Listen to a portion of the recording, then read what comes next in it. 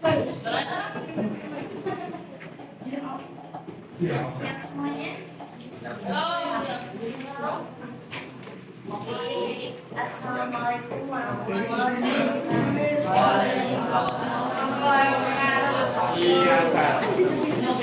Bagaimana kabarnya? Baik. Alhamdulillah. Semangat bagaimana kabarnya?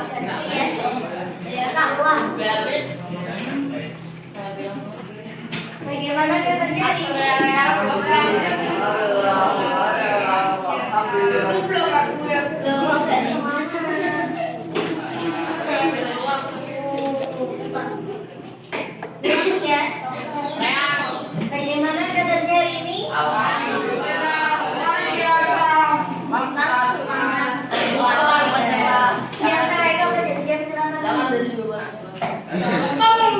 Kapan nih ceweknya bajunya? Lagi nggak muat. Coba yang cewek jawab ya. Ini khusus dengan cewek. Bagaimana kabarnya hari ini? Nggak jawab tapi ada semua. Kenapa dari mana? Belum siap belajar?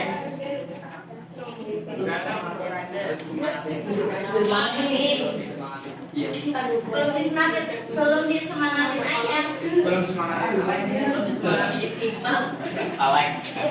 Siapa Mas Alek belum disemangatin?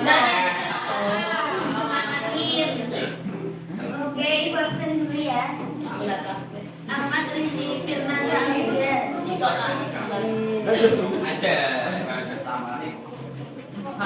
Tasya Mifari Alvina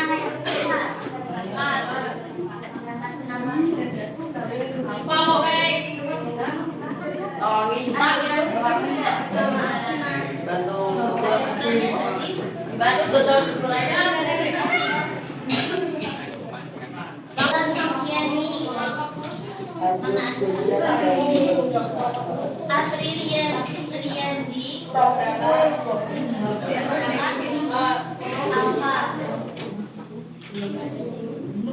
Aswa Syuroha Asri Yunia Arsila yang nggak berangkat dulu ya.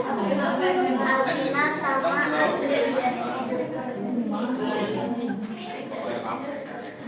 Nah sekarang juga SKS-nya kemarin yang terakhir sampaikan infak dan sedekah sudah selesai? Sudah. Ada tugas nggak kemarin? Ada? Beneran ya dia?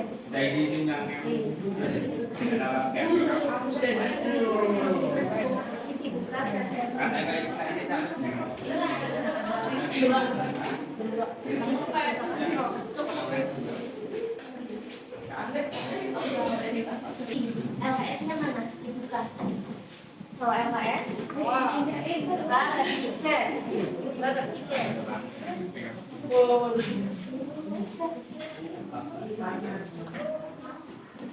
Sudah dibuka semuanya.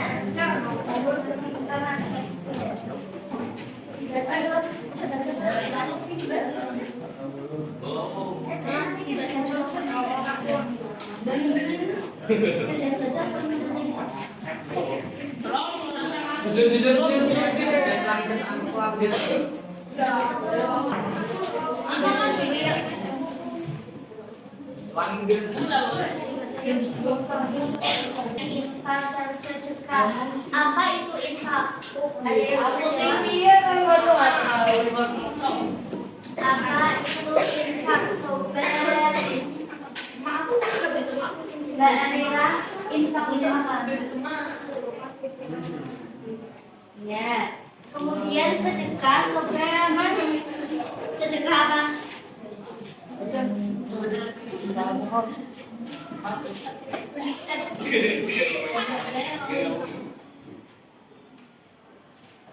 Sedekah itu apa? Ini bab kemarin.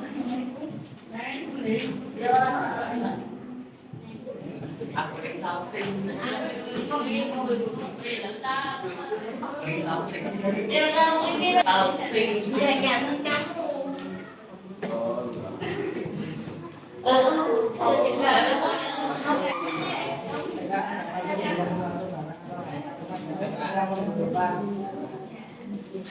Sudah paham semua mengenai bab infak dan sedekah? Dan ya, sekarang kita masuk ke belajar kuadran iman dengan berbagi. Yang pertama ada hadis riwayat Bukhari Muslim dan Hakim bin Hizam. Sekarang dibaca bareng-bareng yang hafal hadisnya. Yuk, 1, 2, 3.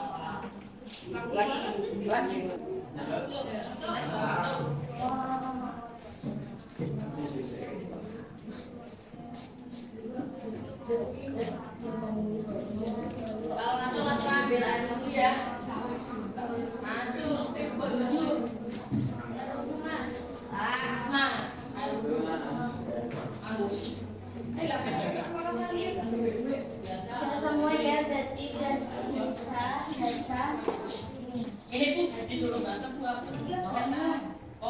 Imam Bukhari dan Muslim yang mana terjemahannya Rasulullah SAW tidak ada suatu hari pun ketika seorang hamba melewati baginya kecuali akan turun atau datang dua malaikat kepadanya, lalu salah satunya berdoa, ya Allah, berikanlah ganti kepada orang yang berinfak.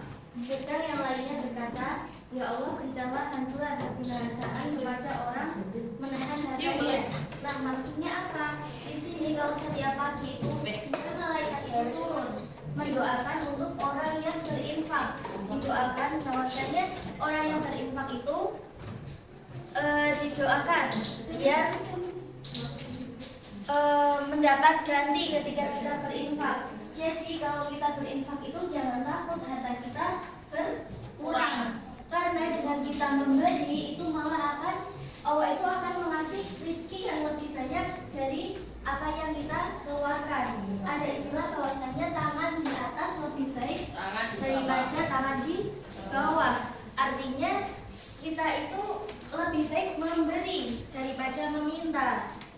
Ada seorang ulama mengatakan bahwasanya apapun pendapatan kita, berapapun pendapatan kita, mau itu sedikit atau banyak, bahkan misal pendapatannya bukan dari gaji, misal dapat saku dari orang tua, kita itu seharusnya harus menginfakkan, entah itu beberapa persen dulu, misalnya 2% dari hasil gaji kita, dari hasil pendapatan kita itu diinfakkan.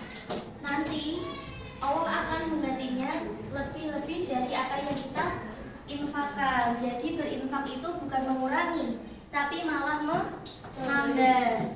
Sampai sini paham? Nah, di sini malaikat juga mendoakan bagi orang yang kikir atau menahan hartanya. Misal kita punya uang banyak, kita melihat di jalan ada orang yang meminta-minta atau orang yang kelaparan, terus kita acuh nggak ngasih sama sekali karena kita eman. Tahu eman? Eman-eman. Ya, eman-eman atau sayang, ya kan? Kalau bahasa Indonesia sayang. Sayang mengeluarkan uang kita untuk berinfak. Itu malaikat mendoakan supaya apa? Supaya orang yang kikir itu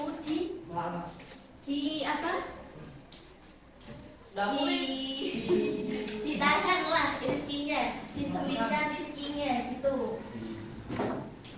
Jadi jangan sampai kita itu jadi orang yang kikir. Kalau kita punya rezeki itu disumbangkan. Karena Rasulullah ada empat orang yang rezekinya itu infaknya itu diterima. Bukan diterima sih, lebih afdol, berarti lebih gampang diterima. Itu orang yang gimana? Yang pertama, infak ketika ia sehat. Jadi infak atau sedekah ketika ia sehat. Apabila kita sehat, kita berinfak memberi kepada sesama. Apabila ada teman yang butuh, saudara, itu dibantu, itu baik. Kemudian bersedekah atau infak ketika kita sakit. Meskipun kita sakit, kita juga harus tetap berinfak atau bersedekah. Kemudian yang ketiga itu ketika kita sedang mendambakan kekayaan. Misal kalau orang sedang mendambakan kekayaan, biasanya kan nggak mau uangnya keluar, inginnya uangnya ditumpuk terus biar banyak kan.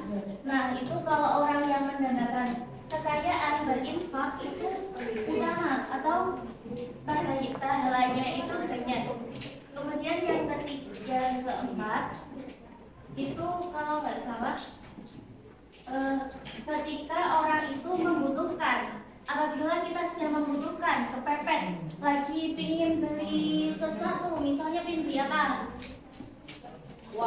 Pingin beli handphone, kemudian kita lihat nih ada anak yang kekurangan atau membutuhkan, misalnya butuh bantuan untuk berobat gitu, terus kita menginfakkan, itu pahalanya nggak main-main, sangat-sangat besar. Paham? Ada yang ditanyakan? Ada? Sudah semua? Terus ini kembali ke kandungan hadis. Nah maksudnya ketika hadis datang adalah banyak hal yang mesti dilakukan oleh banyak orang, terutama hal yang mesti dilakukan oleh banyak orang, terutama bagi setiap individu muslim. Seiring dengan langkah kaki yang bertajuk pada harapan untuk meraih yang terbaik dalam aktivitas tersebut, sembari menadakan tangan seraya berdoa agar limpahan berkah dan hikmah senantiasa diberikan kepada kita semua. Kita kalau bangun pagi-pagi, kalian berdoa enggak? Enggak berdoa. Pagi bangun langsung mandi, langsung enggak punya niatan. Sholat dulu ya. Iya. Tadi pagi sholat subuh semua? Oke. Nah, kalau pagi-pagi itu malam baiknya kita berdoa. Tadi bangun tidur habis sholat itu berdoa. Mau gimana sih hari ini kita mau apa biar Allah itu mengabulkan? Kata guru itu kalau pagi itu kita harus berdoa mau minta apa. Jadi dirancang nih hari ini kita mau apa yang bisa. Ya Allah, saya ingin belajar biar ilmunya itu bermanfaat.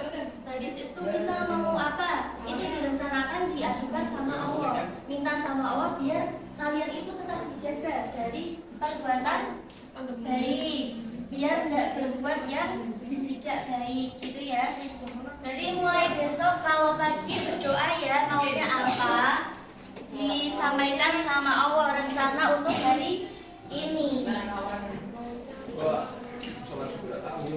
Siapa yang nggak salat subuh? Ngantuk mas?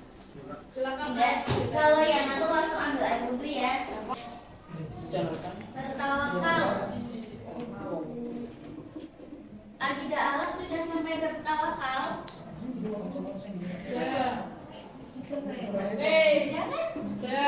Sebenarnya tawakal apa mas? Di sini kayak dijanjikan kalian sebagai media untuk bertawakal kepada Allah, jangan diantara. Siapa aja kita berinfak untuk siapa aja? Siapa aja sampai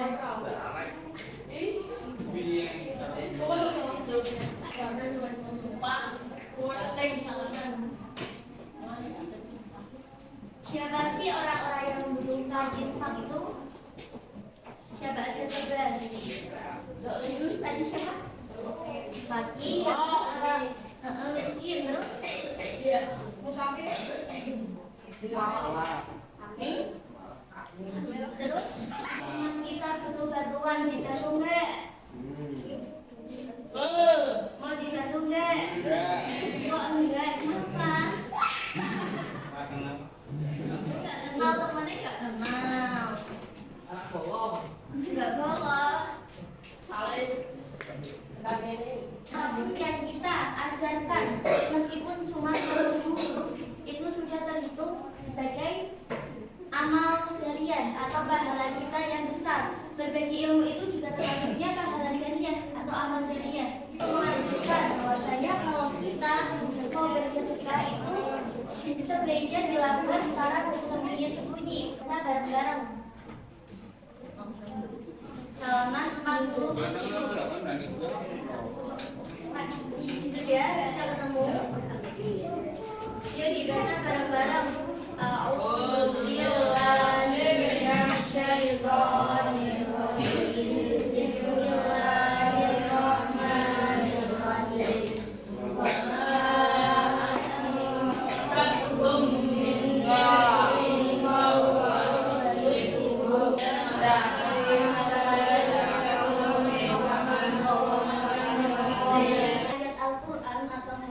Selalu menganjurkan kita untuk berinfak karena Allah akan menggantinya.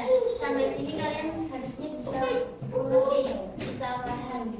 Kenapa kita Allah yang nyebutkan dominanas? Pak, tahu? Beneran nggak ada yang tahu? Kalau mau berpendapat nggak apa-apa, salah nggak apa-apa. Itu hubungan kita kepada sesama manusia itu yang harus benar-benar dijaga. Karena kalau bukan kita ke Allah itu menaruh maaf. Tapi jangan sampai kita terus karena Allah menaruh maaf terus kita berbuat yang tidak baik. Itu jangan sampai.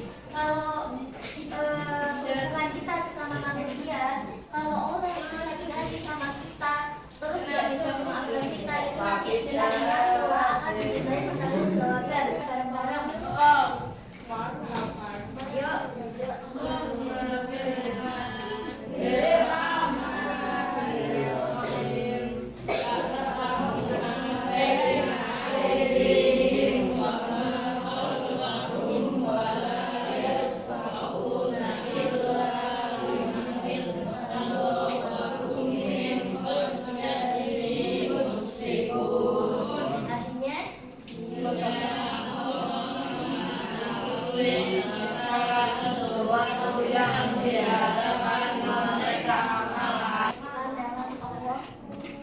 pandangan manusia itu beda. Pandangan manusia itu terbatas, sedangkan pandangan Allah itu sangat-sangat luas. Ya.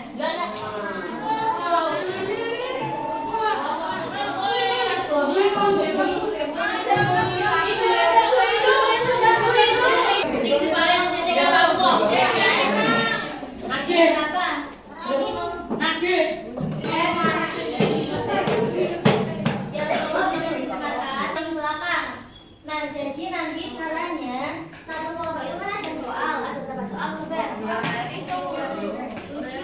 Jadi nanti estafet yang belakang mengerjakan tak kasih waktu 1 menit. Iya.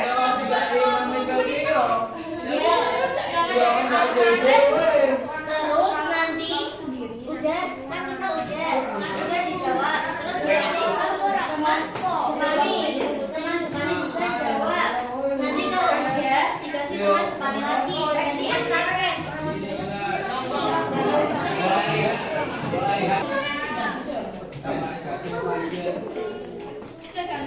Jawab ini jawab.